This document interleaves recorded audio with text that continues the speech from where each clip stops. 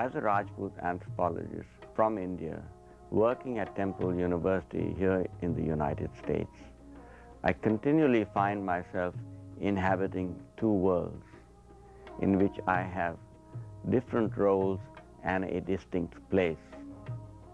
In my traditional home in India, I find myself more fully participant in everyday events and in extraordinary occasions.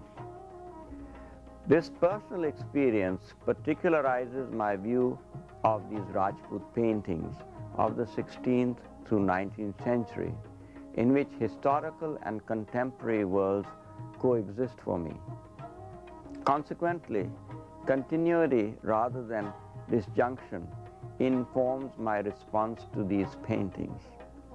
For me, they do not separate and distance, even though they belong to different historical periods. I quite easily walk into them and know my place in and amongst them.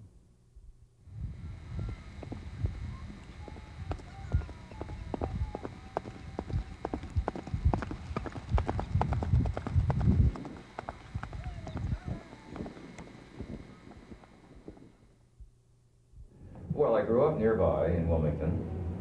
My parents came over to this country as children. My father from Russia, my mother from Poland. They met in New York, of course, as adults and married, and the family moved to Philadelphia where we had some relatives. And Philadelphia was the large city 30 miles away. Wilmington was quite a small place. My father did what his father did for a living, and his father did what his father did for a living. He was a tailor.